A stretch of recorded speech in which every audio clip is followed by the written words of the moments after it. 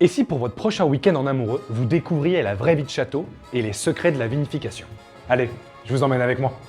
Aujourd'hui, direction le château de la Tourlandrie, un lieu où le temps s'est arrêté. Dès votre arrivée, vous êtes accueilli au bar Jules Verne, décoré dans un pur style révolution industrielle avec ses touches de métal brut, de bois un peu partout. On se croirait dans un atelier d'inventeur au 19e siècle. C'est ici qu'on vous raconte la liaison secrète de Napoléon III et Marie-Zoé, la propriétaire de l'époque. On retrouve d'ailleurs à l'entrée 3 grands séquoias offerts par l'empereur. Puis, place à la découverte des salons. On en compte 5, chacun dédié à une figure emblématique de l'époque. Le salon de Napoléon III, c'est la pièce où on se pose avec son livre et on se laisse transporter par son ambiance vintage. Mais si vous préférez une partie de billard en amoureux, le salon Edmond Becquerel est fait pour vous. Avec ses murs vert émeraude et sa grande bibliothèque, cette pièce vous plonge dans l'ambiance d'un cabinet de savants de l'époque. Ce soir, on dort dans la chambre de l'impératrice Eugénie. Avec son lit king size et ses draps en lin, autant vous dire que la grasse matinée s'impose d'elle-même. Après une bonne nuit de repos, place au petit déjeuner. Vous pourrez vous installer avec votre assiette à la table du salon de la princesse Mathilde, la nièce de Napoléon III. Au menu, on trouve par exemple des crêpes fraîchement préparées, mais aussi des confitures faites maison et des boissons chaudes. Si vous aimez être chouchouté, le château propose aussi un espace bien-être, les bains de l'impératrice Eugénie. Vous y trouverez une douche sensorielle, un hammam, et le clou du spectacle, un grand bain moussant. Une autre activité à faire en amoureux, c'est la visite d'un vignoble. Pour ça, direction la ville de Chinon.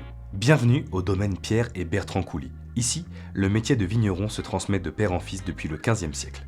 On est accueilli par Bertrand qui nous raconte l'histoire de son domaine. Le vignoble s'étend sur une vingtaine d'hectares, et le petit détail non négligeable, tout est géré dans le respect de l'environnement.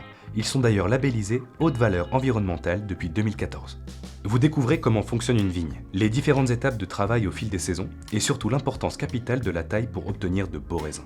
Après la théorie, place à l'initiation. On vous montre une technique ancestrale qui est au cœur de la viticulture, la taille en guyot. Elle consiste à allier 2 gestes, un courson, une taille courte à 2 yeux pour renouveler le bois, et la collecte de baguettes, ces rameaux de 6 à 10 yeux qui produiront les grappes de raisin de la prochaine saison. Sécateur en main, vous vous lancez dans la taille comme un vrai vigneron. Ensuite, direction le chai de vinification, le lieu où toute la magie opère. Construit en 2010, ici on découvre un univers totalement différent des vignes. Ça change de l'image classique d'un vignoble, mais c'est justement ce qui fait son identité. On découvre une pièce ultra moderne, avec de grandes cuves en inox qui permettent la fermentation et le stockage du vin. Et c'est là que ça devient intéressant, puisque chaque parcelle ici est vinifiée séparément de manière à ce que chaque vin garde son propre caractère. Et on termine avec la dégustation, qui a lieu dans cette salle qui fait aussi galerie d'art.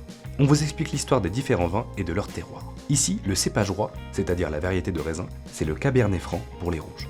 Chaque vin est accompagné de produits locaux comme des rillettes tourangelles, du fromage de chèvre ou encore de la charcuterie. Ce qui est fascinant, c'est que l'accord révèle des saveurs qu'on ne découvrirait jamais en dégustant le vin seul. Le gras des rillettes, par exemple, vient libérer les arômes fruités du vin rouge et adoucir ses tanins. A l'inverse, les notes salées de la charcuterie intensifient la rondeur et la complexité du vin blanc. Vous repartez de là avec de vraies connaissances sur le vin.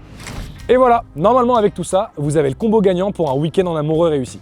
N'hésitez pas à me mettre en commentaire laquelle de ces expériences vous tente le plus. Je vous mets toutes les infos en description, et nous, on se dit à la prochaine.